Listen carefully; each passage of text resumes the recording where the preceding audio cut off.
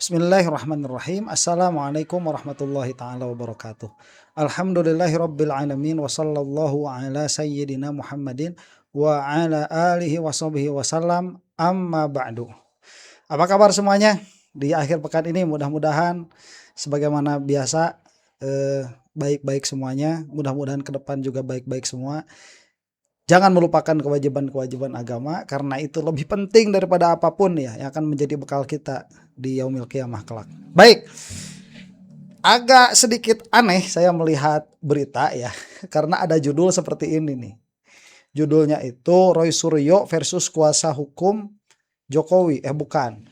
Pihak Jokowi sangkal laporkan Roy Tiva. Roy Suryo nyatanya ada di BAP. Orang ini bohong terus.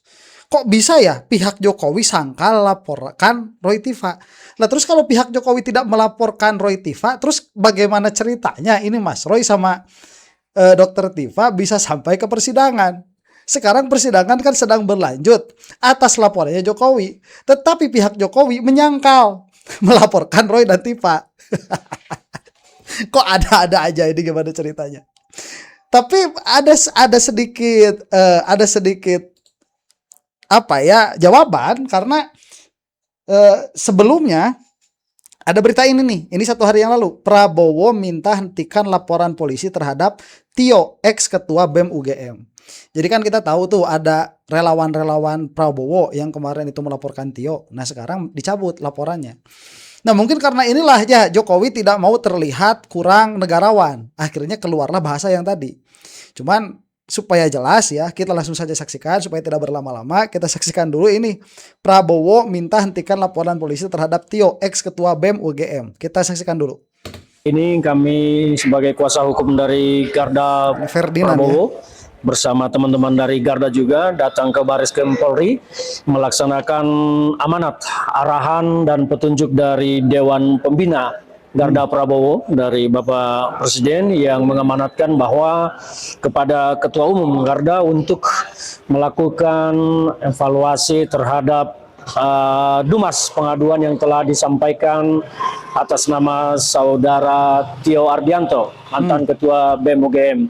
Alasan yang disampaikan bahwa Pak Presiden Dewan Pembina menyayangi semua adik-adik mahasiswa dan tetap berharap adik-adik mahasiswa menjaga kekritisan dan menjaga kebaikan dalam berkomunikasi publik.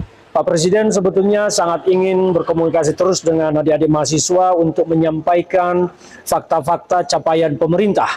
Presiden juga mengamanatkan kepada Garda untuk membuka pintu, membuka ruang komunikasi terhadap saudara Tio. Dan dalam kesempatan ini kami memberikan kesempatan membuka pintu seluasnya bagi saudara Tio. Semoga saudara Tio mendengar. Kami dengan tangan terbuka menerima saudara dan teman-teman mahasiswa yang lain untuk berdiskusi, berbicara tentang kebijakan-kebijakan pemerintah. Dewan Pembina juga melihat bahwa sebetulnya saudara Tio ini adalah sosok yang cerdas dan menjaga kekritisan yang cukup baik, tetapi menurut penelusuran yang kami lakukan, saudara Tio ini sepertinya salah mendapat teman sehingga ada kelompok yang menunggangi saudara Tio dan pada akhirnya menyampaikan statement-statement yang kurang baik, kurang bijak dan kurang tempat. Maka kami hari ini telah memasukkan surat penarikan terkait dengan pengaduan masyarakat yang kami sampaikan pada sebulan lalu dengan petunjuk dan arahan dari Dewan Pembina termasuk dari Bapak Presiden kepada Ketua Umum Garda untuk dilakukan komunikasi kepada saudara Tio supaya saudara Tio mengerti, memahami apa sebetulnya yang dilakukan oleh pemerintah. Karena menurut kami banyak yang disampaikan oleh saudara Tio itu tidak faktual, mungkin hanya mendapat informasi dari pihak-pihak yang memang tidak suka dengan pemerintahan Pak Prabowo, maka apa yang disampaikan Tio jadi cenderung tendensius dan bernada negatif. Dan sekali lagi kami telah menarik dan Pak Prabowo juga tidak ingin berperkara secara hukum dengan masyarakatnya. Beliau menyayangi semua adik mahasiswa dan kita harap ke depan akan terbuka ruang diskusi secara langsung bagi adik-adik mahasiswa. Dan kami sebagai kuasa hukum Garda dan teman-teman dari Garda Prabowo, silakan saudara Tio Tio jika ingin bertemu dengan kami akan membuka pintu ruang diskusi yang terbuka seluas-luasnya bagi saudara Tio agar mendapat informasi yang faktual dan akurat terkait dengan pemerintah. Jadi itu yang kami lakukan hari ini di Mabes Polri, menarik aduan masyarakat sesuai arahan dan petunjuk dari Dewan Pembina dari Bapak Presiden. Kira-kira seperti itu. Oke, nah berarti ya ini kan instruksi langsung dari Prabowo. Nah, konsekuensi hukumnya apa? Laporan terhadap Tio dicabut. Konsekuensi logisnya berarti Garda Prabowo ini ngaku Oon. Ya, suruh siapa ngelapor-laporin warga negara itu? Ini mudah-mudahan tidak terjadi lagi dan memang seharusnya tidak terjadi. Konsekuensi politiknya, Jokowi merasa terinjak karena dia berlaku sebaliknya. Ya, melaporkan Roy Suryo dan Dr. Tifa, padahal kan ya ruang publik seperti ini malah kalau misalkan Tio ya mengatakan saya punya kucing, dinamakan apa namanya itu kemarin itu, ya itulah ya. Kan Prabowo tinggal, ya saya juga punya tikus suka dimakan sama kucing saya namanya Tio lol, misalkan begitu kan. Kayak udahlah itu ruang publik begitu ya, nggak usah memakai instrumen hakim, instrumen penegakan hukum untuk permasalahan seperti itu, karena itu menunjukkan kemunduran demokrasi. Satu itu, yang kedua menunjukkan tirani ya, dua itu, ketiga itu menunjukkan anti kritik dan tidak cerdas di dalam memahami diksi. Jadi biasa saja. Nah, yang mana mungkin ya, mungkin. Tapi sekali lagi saya harus tegaskan, Garda Prabowo yang melaporkan siapa Tio ini harus mengakui dirinya Oon juga. Kalau udah ngelaporin kemudian laporannya dicabut, Oon sedari awal jangan melaporkan hal-hal yang seperti itu. Ya, jadi kan akhirnya tidak representatif. Yang tadinya mengaku representasi Prabowo, ternyata Prabowo nggak setuju. Berarti tidak representatif. Nah, ini jauh sekali dengan para termul yang mana kelakuan mereka itu selalu dibiarkan oleh Jokowi. Malah bukan hanya dibiarkan tapi di-encourage. Dia diberi motivasi supaya berbuat lebih barbar lagi. Dan itu terbukti dari pembicaraan Jokowi beberapa waktu yang lalu di ulang tahunnya YouTuber Nusantara dengan mengatakan sekali-kali boleh bikin ribut, ya bolehlah. Itu kata Jokowi itu. Nah, kita tahu beberapa hal dari situ ya. Jadi konsumsinya Jokowi sehari-hari ya Parbelak, channel Parbelak yang nggak jelas itu. Nah, disinilah ya saya melihat ada judul ini, pihak Jokowi sangkal laporkan Roy Tifa. Roy Suryo nyatanya ada di BAP, orang ini bohong terus. Lah kok bisa disangkal ya laporan Roy Tifa? Udah jelas masuk persidangan kok, gimana ceritanya? Kita saksikan saja ya, ini dialognya. Kita lanjutkan dialog di studio. Saya masih bersama Roy Suryo, tersangka kasus ijazah Jokowi, dan melalui Zoom ada Dr. Tifa, terdakwa kasus ijazah Jokowi, kemudian Profesor Firmanto Laksana Pangaribuan, kuasa hukum Joko Widodo, dan Mbak Flora Dianti, ahli hukum pidana. Tadi menyambung sebelum jeda, silakan ringkas saja Dr. Tifa, apa yang ingin Anda sampaikan? Oke, jadi pertama bahwa kita ini membuat banyak kejutan bagi pihak lawan ya. Jadi ya harus diketahui itu ya bahwa strategi Prapit yang diajukan oleh Mas Roy itu pasti menimbulkan banyak kejutan, dan memang kita mesti sampaikan ya bahwa pada setahun kita pelajari bersama itu banyak sekali cacat prosedur dan cacat formil. Maka nggak heran kalau Prapitnya itu nanti akan berjilid-jilid gitu loh. Karena memang sesuai dengan cacat prosedur dan cacat formil yang kita temukan, dan ini menjadi pembelajaran buat kita semua. Jadi ini bukan sama sekali, saya yakinkan ya bahwa kita bersama bicara bahwa Prapitnya Mas Roy ini bukan untuk mengulur-ngulur waktu, enggak. Semua sudah kita persiapkan dalam sidang ya. Pertama, kemudian kejutan yang berikutnya adalah dari BAP yang sudah terlebih dahulu saya terima. Daftar saksi, kemudian daftar ahli, kemudian daftar barang bukti itu wah kita tercengang gitu ya. Dan mudah-mudahan juga artinya begini, kalau eksepsi kita diterima itu juga sebuah proses keterkejutan yang sama juga kepada pihak lawan ya. Tapi anyhow, misalnya sidang berjalan di antara kami berdua, kita juga dengan senang hati untuk membongkar semua BAP yang ribuan ya. Resumenya aja 2776. Kalau seandainya kita asumsikan kalikan 5 saja gitu ya, berarti BAP-nya kira-kira lebih dari 10.000 halaman ya kan, gitu ya, 15.000 halaman. Nah, dengan senang hati itu kan kita kita akan bedah satu demi satu. Begitu juga dengan ratusan saksi dan ahli ya. Jadi intinya kita belajar sama-sama ya, kita belajar sama-sama dan mendudukkan persoalannya pada keadilan dan kebenaran. Kita masih percaya bahwa hukum di Indonesia bisa kita tegakkan sejalan dengan perkara ini ya, perkara yang kita sedang hadapi ini. Baik, saya ke Mbak Flora. Flora Baik, ya. sebentar ya. Ini bagus sekali perkataan Dokter Tifa. Ini menjadi pembelajaran kita bersama. Jadi proses hukum ini jadi pelajaran gratis bagi publik, which is bagus. Pak Flora, dalam persidangan Dokter Tifa kemarin kan tim kuasa hukum mempertanyakan ada daftar nih Dokter Tifa dikoreksi ya kalau ada yang salah ya. Ada 55 barang bukti, ada 94 saksi, kemudian juga ada laporan dari sejumlah ahli. Pertanyaan saya Mbak Flora, sejauh mana JPU berkewajiban membuka materi tersebut kepada terdakwa untuk menjamin hak pembelaan yang adil? Buka semua. Mbak Flora. Coba Mbak Flora, nanti saya berikan tanggapan ya. Silakan Mbak Flora. Iya, pada dasarnya persidangan itu kan battle ya, battle how to convince the judge. Bagaimana kemudian meyakinkan hakim. Nah, kalau misalnya semakin banyak alat bukti, seharusnya kan semakin yakin ya mengenai apa yang didakwakan, begitu juga nanti dari pihak terdakwa begitu. Nah, kalau mau meyakinkan hakim dan memenangkan, tentunya semua alat bukti ya kan banyak sekali ya alat bukti sekarang di KUHP yang baru itu kalau bisa ya disampaikan, kalau cukup waktunya semuanya dibuka gitu ya. Kemudian ya mungkin nanti bagaimana hasilnya, apakah akan yakin apa tidak hakim itu sangat subjektif tergantung kepada hakim gitu. Oke, silakan Dokter Tifa singkat ya. Saya boleh nambahin ya.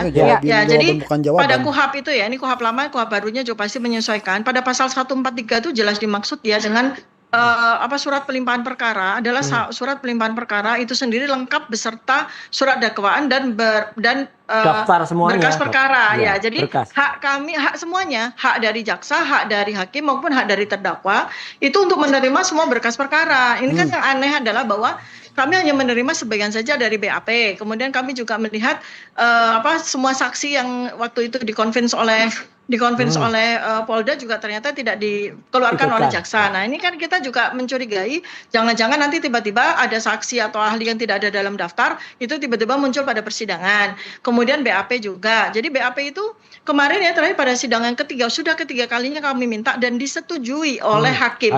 Hakim sudah memerintahkan JPU untuk memberikan seluruh BAP kepada kami. Si Firman kenapa mukanya kayak gitu ya? Ini lagi mabok apa? Kok tipsi? Kok begitu sih?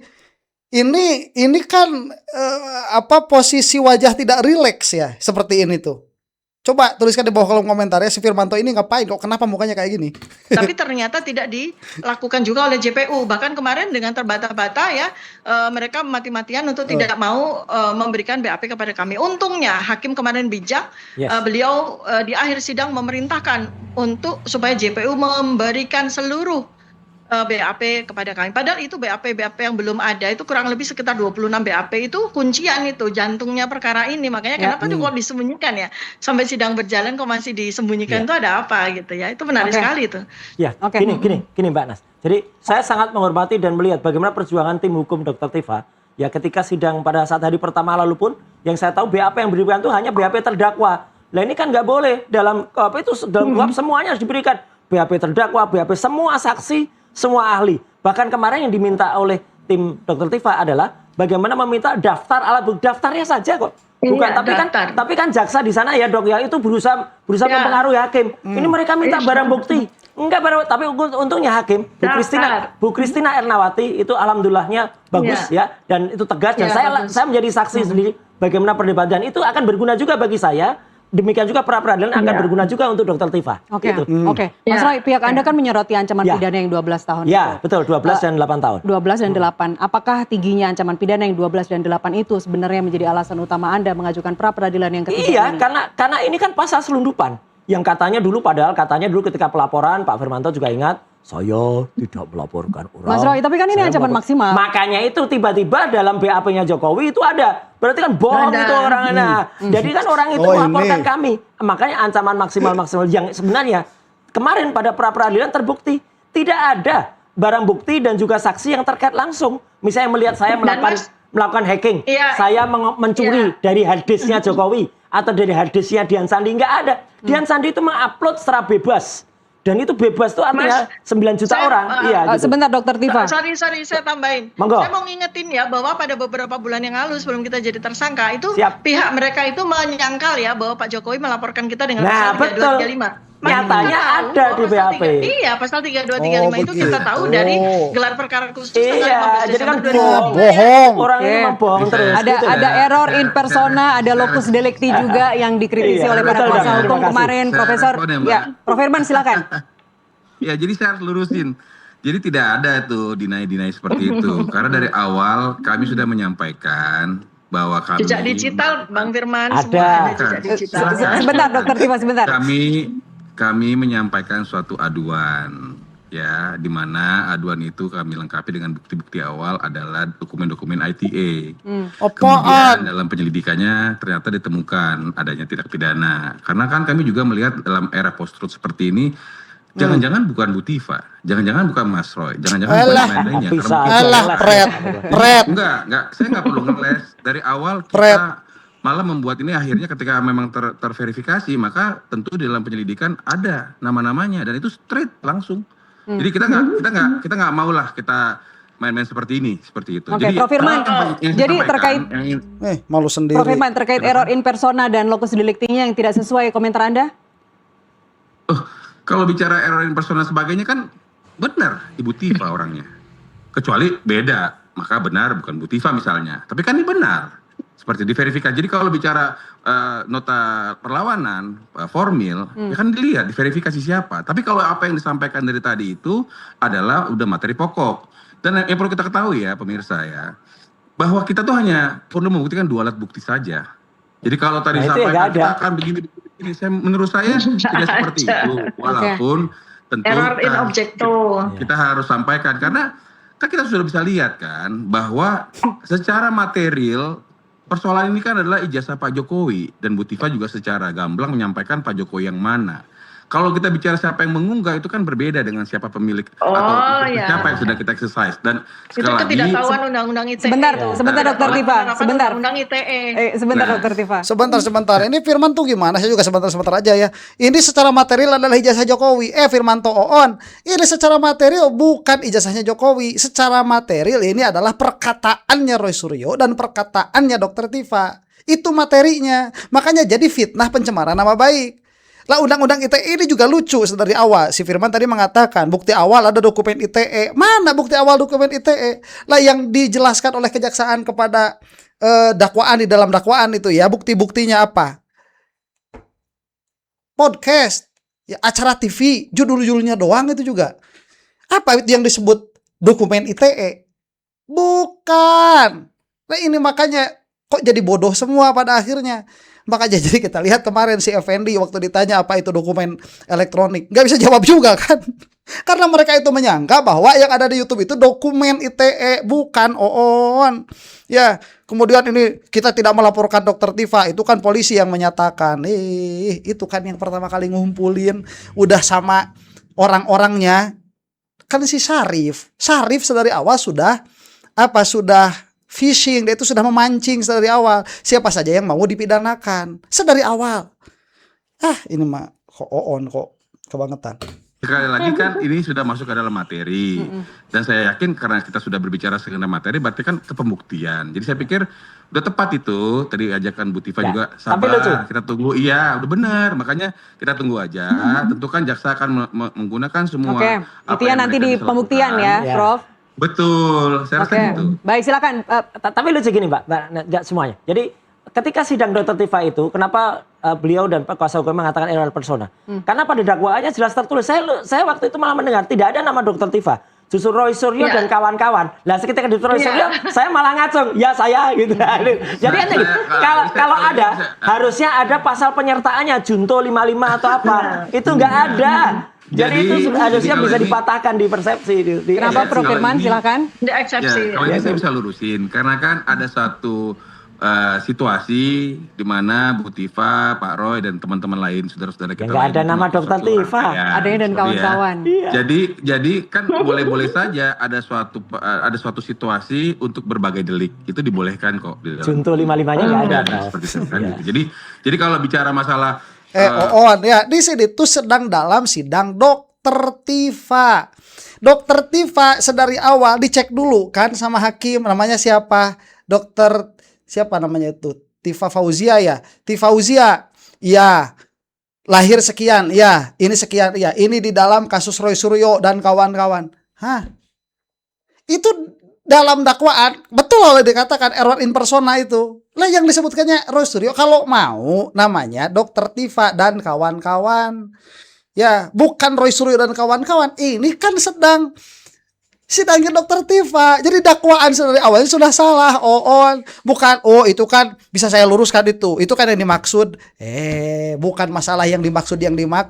Itu yang tertera apa? Kita itu negara dengan kepastian hukum. Semuanya harus pasti.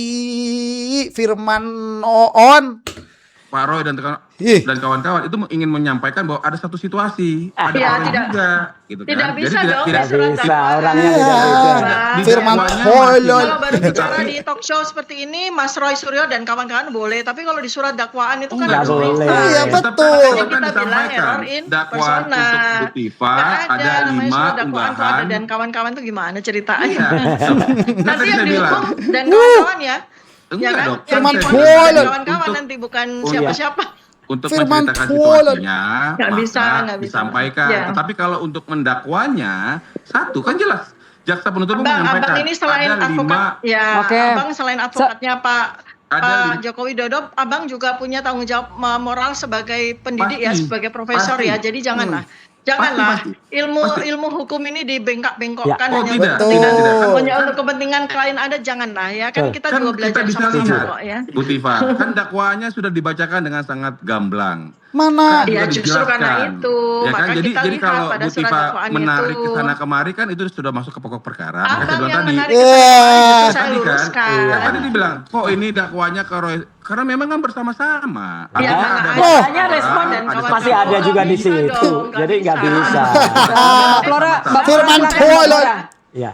Abang, Masing-masing pihak melaksanakan apa yang dilakukannya. Baik. tidak Saya kena catat ya, saya pidana, catat kan ya. gitu. Kalau Ya, kita sudah bersama-sama dapat berarti poinnya, SPP-nya. Prof Firman. Terima kasih. Saya ke Mbak Flora, ahli hukum pidana. Silakan.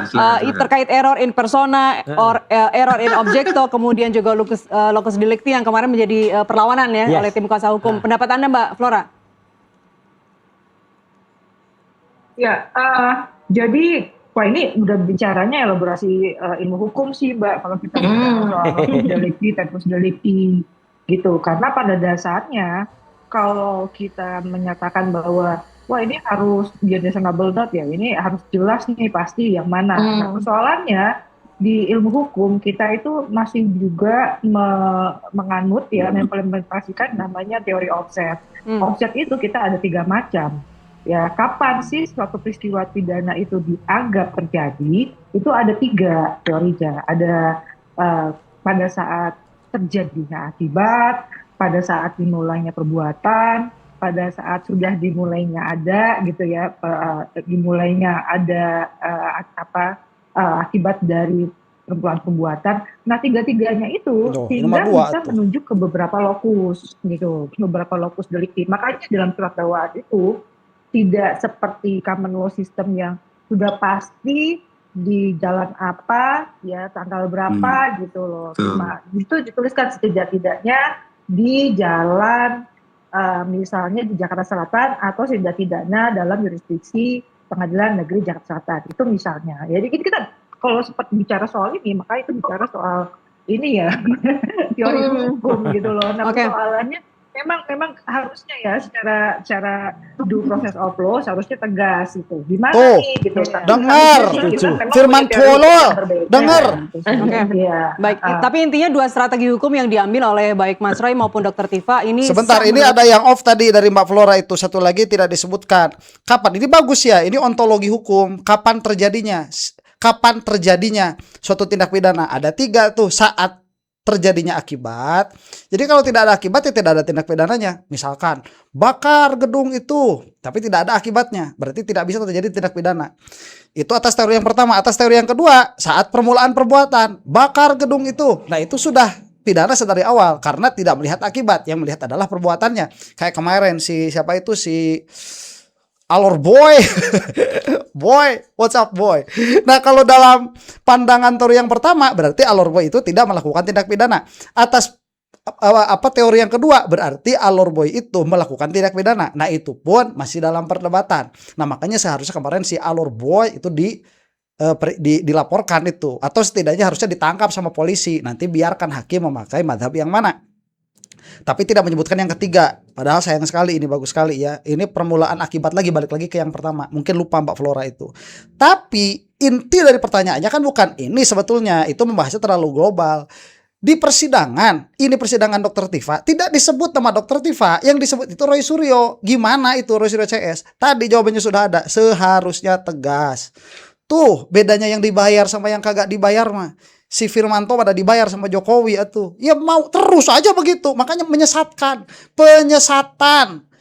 Ya, para termul itu penyesatan sudah. Padahal seharusnya punya integritas. Bedakanlah di dalam persidangan dan di luar persidangan. Kalau di luar persidangan, atuh jangan bawa bela-bela klien begitu. Atau kalau mau bela jangan kentara seperti itu. Pada akhirnya tadi ilmu hukum malah dibengkok-bengkokan. Kalah sudah di sini ya Firmanto, jelas. Menurut hukum ya.